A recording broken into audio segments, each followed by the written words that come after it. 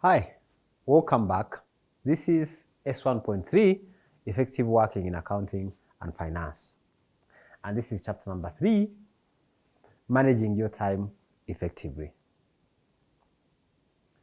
Now, we have seen in chapters 1 and 2, in 1 we saw finance and the role of finance. In chapter number 2, we saw personal and presentation skills. Now we're going to look at how you actually manage your time.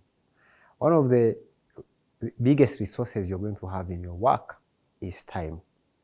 But it is also going to be one of the biggest challenges because in most cases we have more things to do but less time. So how do you manage to do your job? How do you manage to do all sorts of things you have to do in your life and in your work in less time? In this chapter, we're going to learn how to plan your work, how to understand priorities and the deadlines, because most things we do in work have deadlines.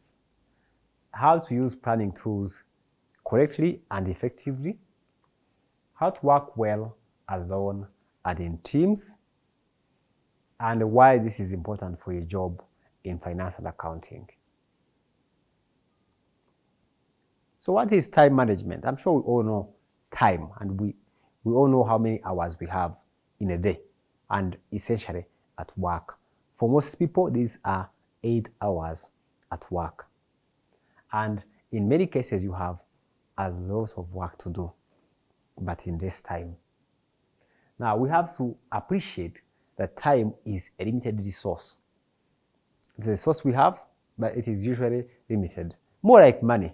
We usually never have enough money. So what that means is we must use time efficiently. And poor time use usually is associated with wasting time, wasting money. It is very important in your work in accounting.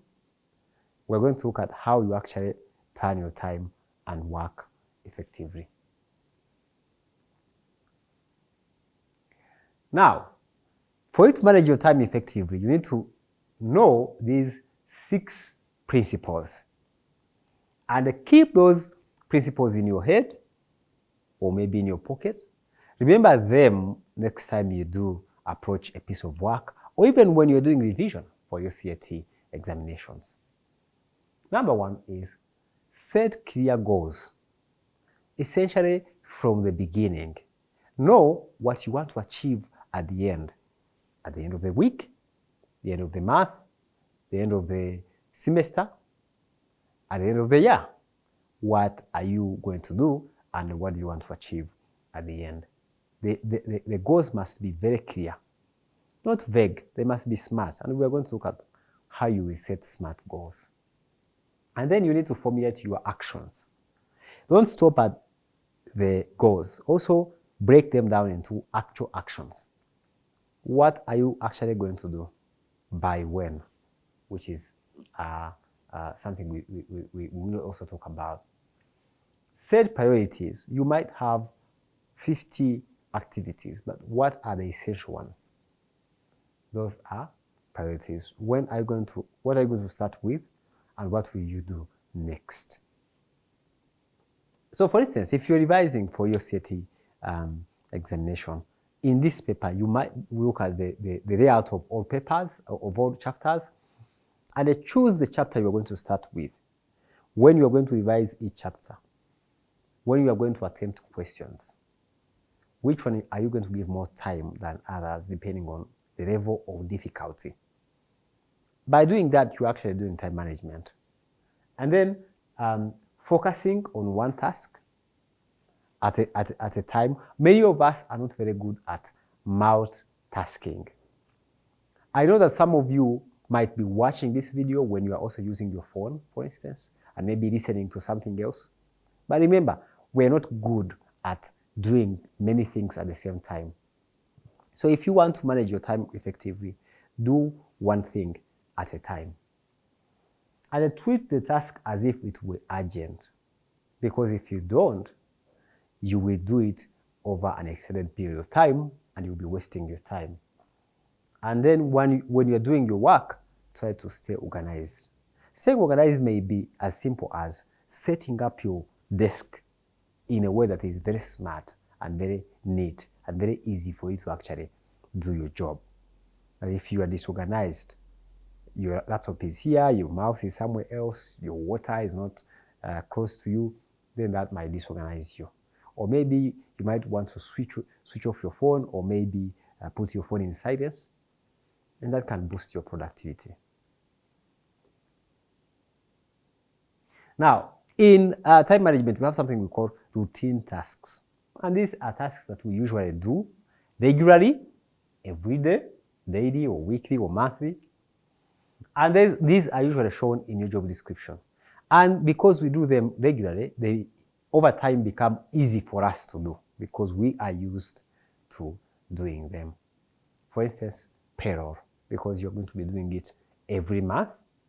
After maybe 6 months, this might become very easy for you to do.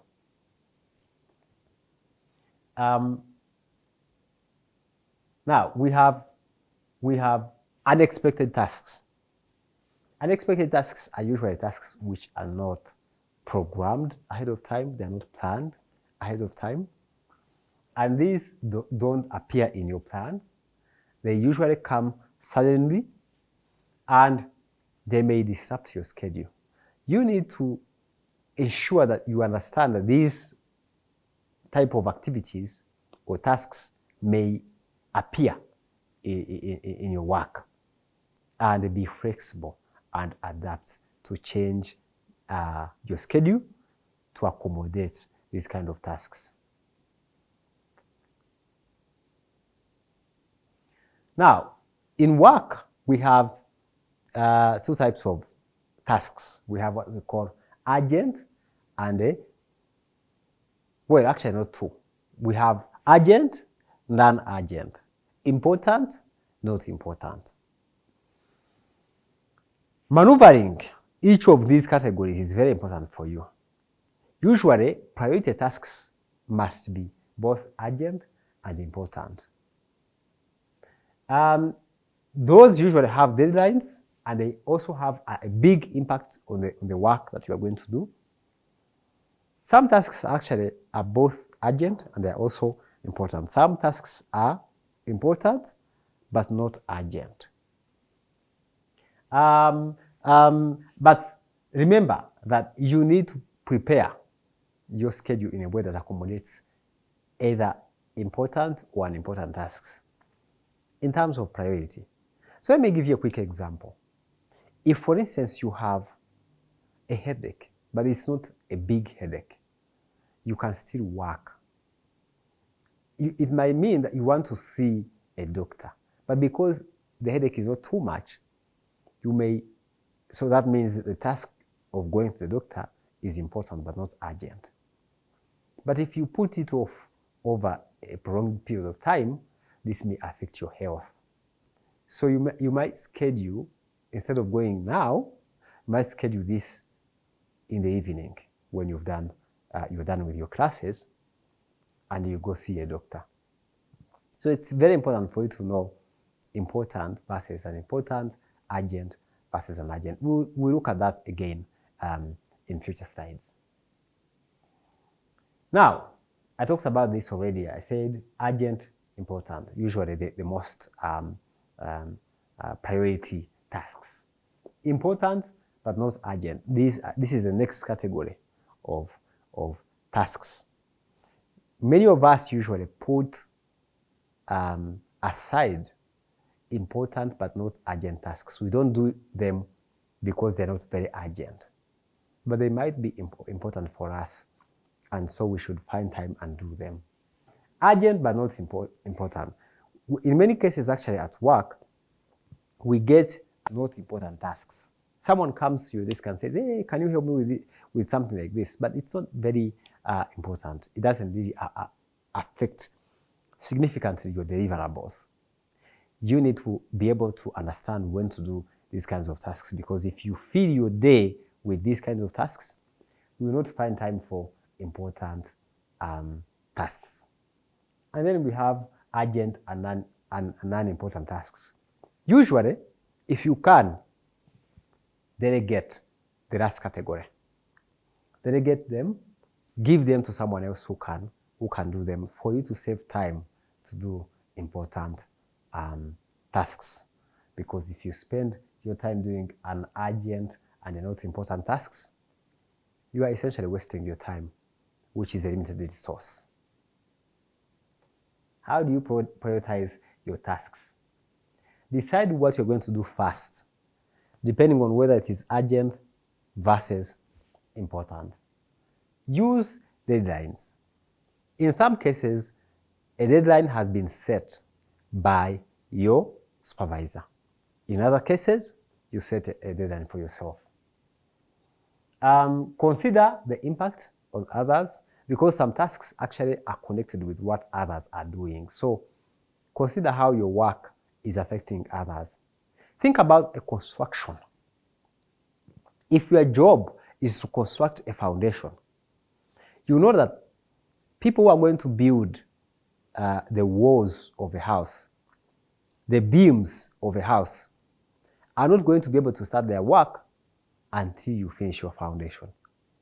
So consider how your work, your piece of work, is going to affect the wider project, other people that you're collaborating with. And of course, senior requests matter more, especially if your supervisor has requested you to do something. And try to do this because it helps you avoid stress if you plan your work effectively. There are other ways you can prioritize your work, however. Do usually the shortest task first. Why? Because it energizes you. It gives you motivation because you have ticked something off on your table. Do the hardest work or task first. There are other people who actually want to, in other words, they call it eating your frog, which is essentially doing the hardest part first, because you know once you have finished the hardest part, the smallest tasks are going to be very easy for you to do. Other people work in arrival order. Other people finish nearly completed tasks. Other people consider handover difficulty when they are doing their work. So again, it depends on what works for you. In other cases, you might be required to change priorities. Let's say you set your priority. You said you're going to start with task A, then C, then E. Somewhere in between, your supervisor comes and says, priorities have changed. Maybe think about this as maybe, in a government, and maybe a minister has said, let's change this. Instead of constructing this road, let's construct this because priorities have changed. Consider that in many cases, priorities change, and you need to adapt and change your work. Adapt, reprioritize, change the order within which you are going to do your tasks.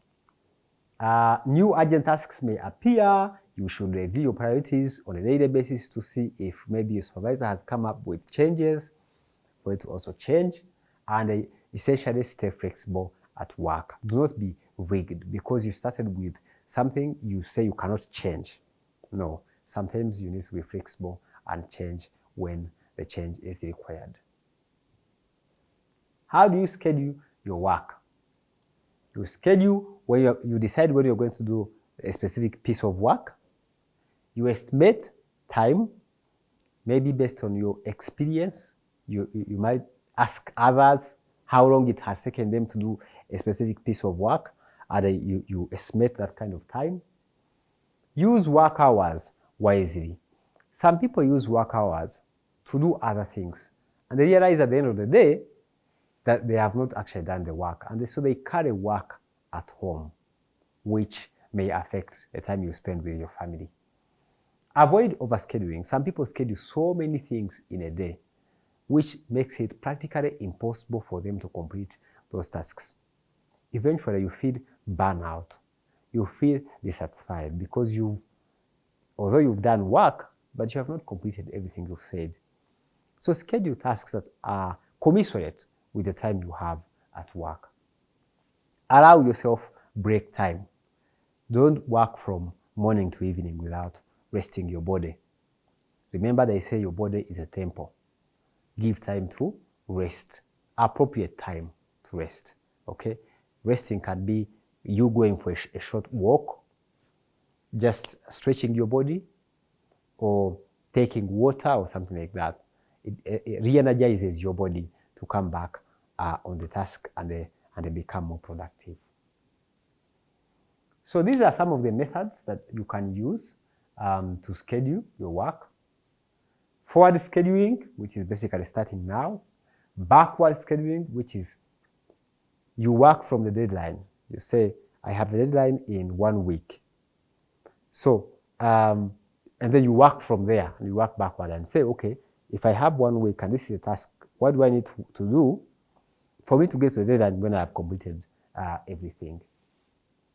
Backward is good for deadlines, if you have a deadline, and it can be used for instance, payroll. Usually, accountants declare and pay payroll-related taxes on the 15th of the following month. So if you pay your salary on the 30th of the month, you have 15 days. So you can use backward scheduling to know what you need to do between now and the 15th of the next month.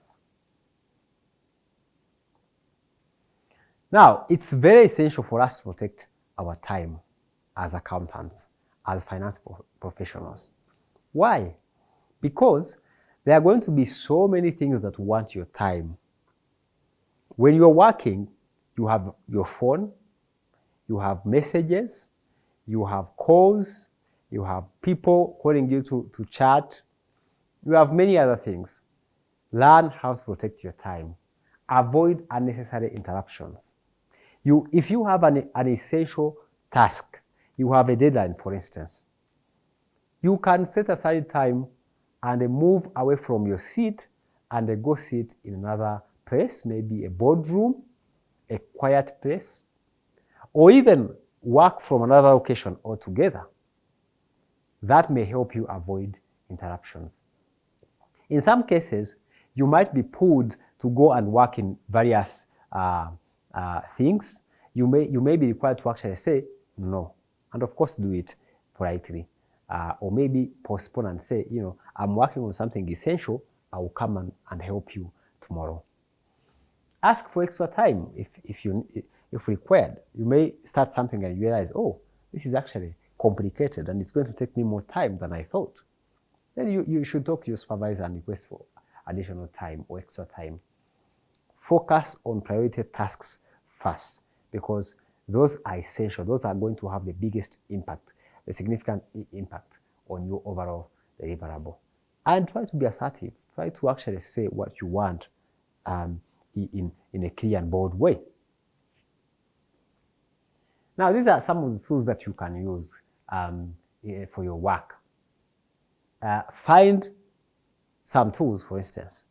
If you are an accountant, you're going to use maybe Microsoft Excel, you're going to use maybe your accounting software, maybe you have a template that you can use to simplify your work, maybe you have a certain piece of software, or you are even going to use AI. These are all tools that we use to make lives easy and to simplify our work and to complete our work on time. So try to identify essential tools that you can use in your workplace.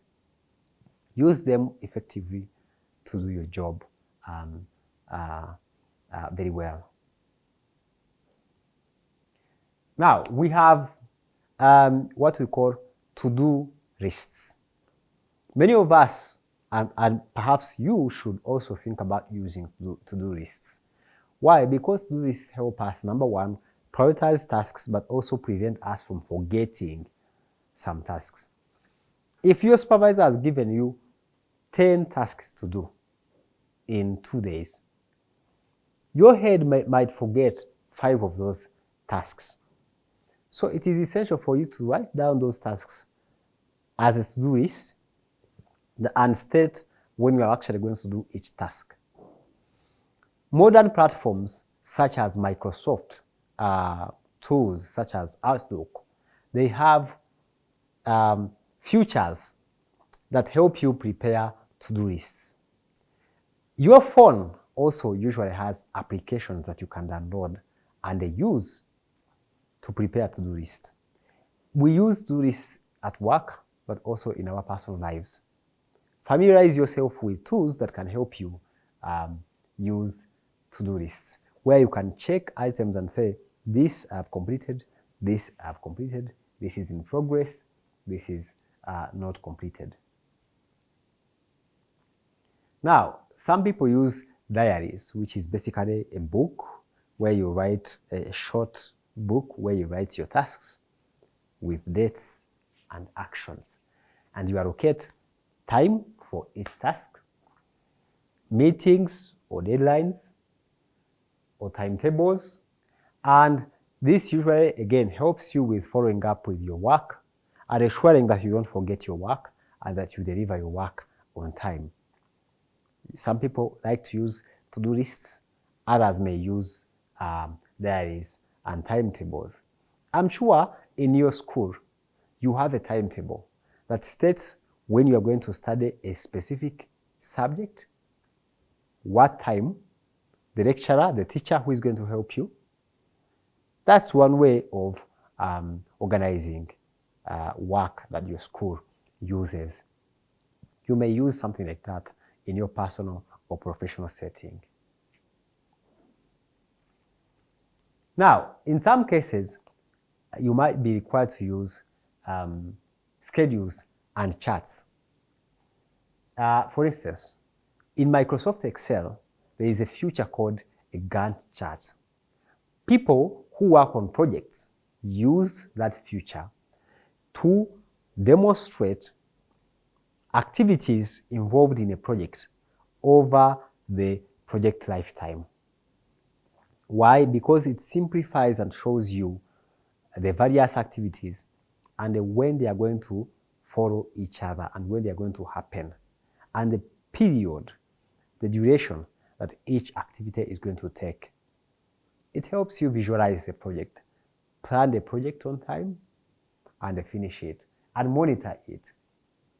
So it may also show overlaps. This is a very good example, but you can also get a computer and ask someone to help you an example of a Gantt chart. So charts are very useful for us to manage our projects and the tasks. Now, you are also going to be required in some cases to have action plans. Action plans this is usually a list of actions and when each action is going to be done, especially in a year. The task, the date it is going to be done, and usually the person who is responsible for doing that. In other cases, it also includes the cost that is going to be incurred to execute the tasks. In many cases in your jobs, you might be required to prepare action plans upon which you are going to be evaluated at the end of the period to check what you have achieved compared to your action plan. This is also usually typically used in projects.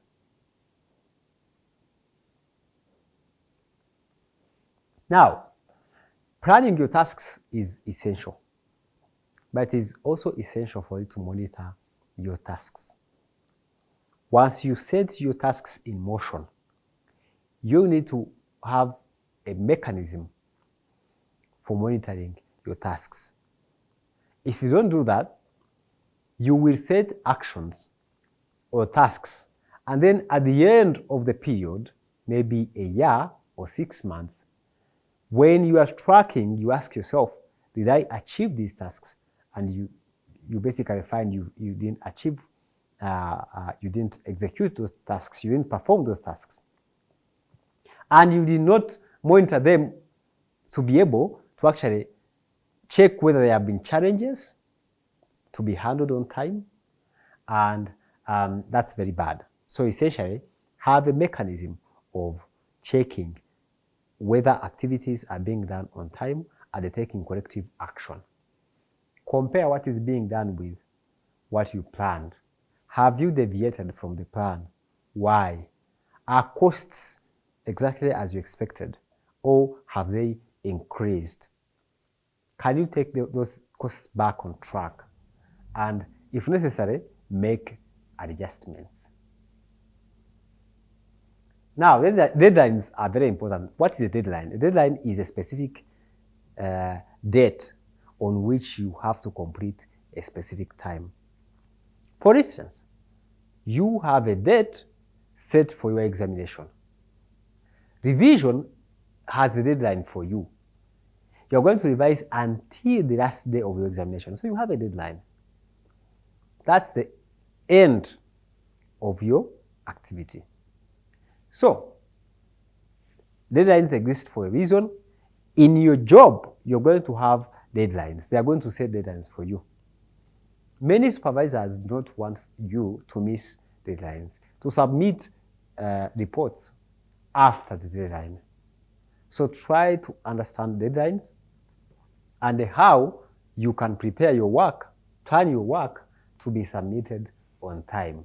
In other cases, missing deadlines may actually come with penalties and fines. For instance, if you don't declare and pay employee-related benefits to tax authorities and RSSB, your company is going to incur fines and penalties, and this may reflect bad on you.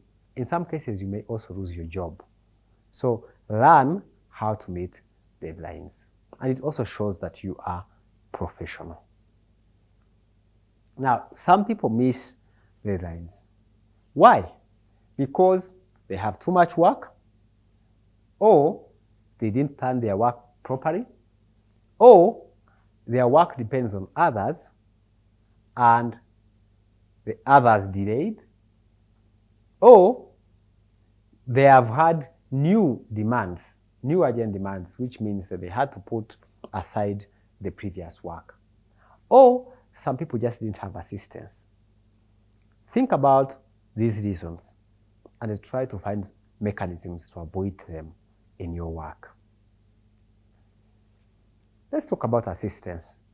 In some cases, you may be given a task which seems to be very difficult for you. It is okay to seek assistance, either from your colleagues or sometimes from your supervisor. So try to ask for assistance, especially for a new task that you are not familiar with.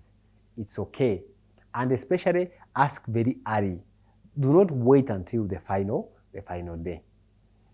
Explain what the problem is very clearly. Suggest possible solutions. And sometimes the manager may assign this task to a more experienced staff, which is overall helpful for the team. Now, many of us work with others at work. It is essential for you to understand how to work in a team.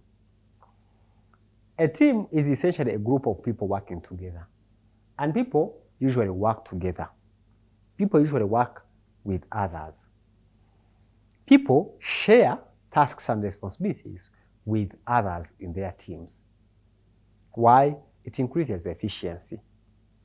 And this is very common in finance departments. So it is very essential for you to understand how to work in a team. Now, how does this impact on colleagues, on the people that you work with? You should understand that when you are working in a team, your work affects others, but also others are affected by your work. So this is why you call it collaboration.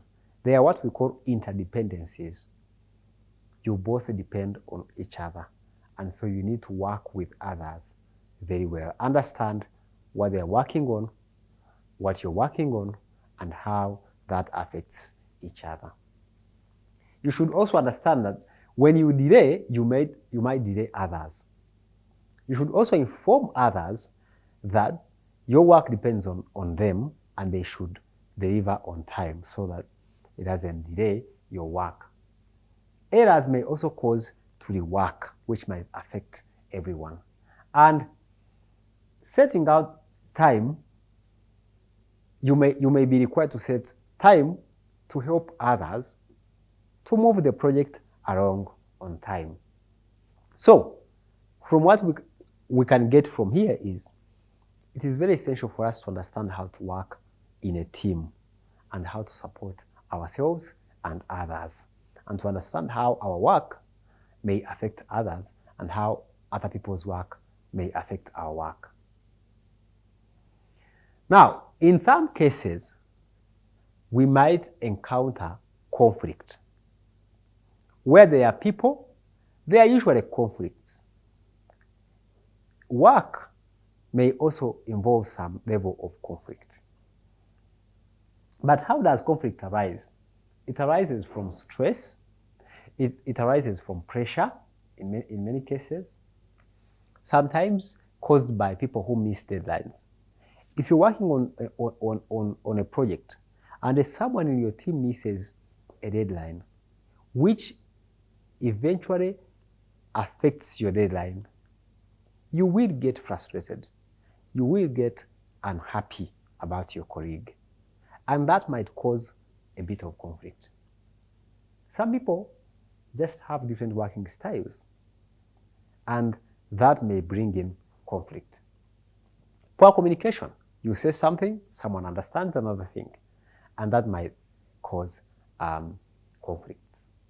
Now, it is very essential for us at work, or even in our normal lives, to address conflicts early enough. Because if conflicts are not handled or addressed effectively and early, they are going to affect the quality of the project, but also the delivery of the project. How do we resolve conflicts? How do we handle conflicts when they arrive? One, communicate calmly. Even if you are unhappy, even if you're frustrated, calm yourself down and communicate calmly. No one wants to be backed at. No one wants to be talked to when you are furious, okay, because you can't handle yourself properly. Understand what the issue is. Report to the right person. Sometimes you might want to report to your supervisor to help with a conflict. Follow procedures. In many cases, in your organization, there are going to be conflict management procedures. For instance, there might be rules that say if you are not happy, if you have a grievance against someone, you report it to your supervisor. And then your supervisor does 1, 2, 3, 4, 5. If those rules exist, read them, understand them, and follow them. Because if you don't, this can act against you in case your colleague actually brings a case against you. But the whole idea is to make sure that we aim for cooperation. We cooperate with other people. We collaborate with other people in a polite way, in a respectful way. And now that brings us to the end of this chapter. But before we actually close the chapter, let's do what we've been doing before.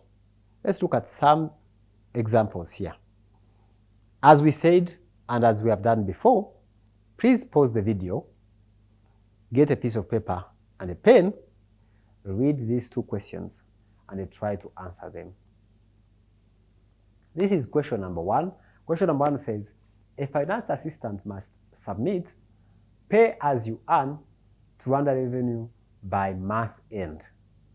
This task is best described as A, not urgent and not important. B, urgent and important. C, urgent but not important. D, important but not urgent. What do you think? Submitting the payroll to Rwanda Revenue Authority by month end usually comes with penalties and fines if you don't do it. Do you think that is urgent or not urgent? Do you think it is important or not important? Write down your answer, whether it is A, B, or C. Question number 2 says, a task planned for next week becomes urgent today. What should be done first? A, ignore the task. B, ask a colleague to do all the work. C, update priorities and schedule. D, wait for the deadline. If it were you, what would you do? Write your answer down. And once you're done, play the video again to see if you've answered the questions correctly. I hope you've answered the questions and you have your answers on the paper. These are correct answers. Have you gotten all of them correct, or just one of them, or maybe none, which is fine? You still have the time to go back in the video and revise, or grab your textbook and read the details. But question one, the answer is B. Submitting the payers you earn and taxes and paying them by month end is very important and urgent. Why? Because it has a legal deadline, and there are also consequences, penalties. Question number 2, the answer is basically to update priorities and the schedule. Remember, we said if plans change, we also adjust and change our schedule.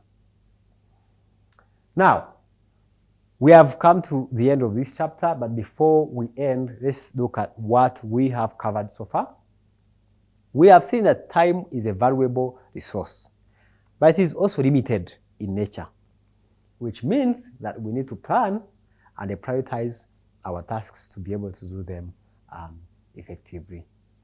We should consider different planning tools such as the internet, Microsoft tools, AI and other tools that we can use to do our work.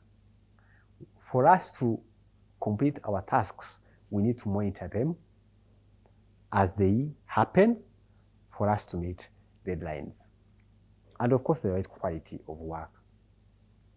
We should all understand that our work affects other people. And so we should learn how to work with others in a team effectively and also handle conflicts as they arise.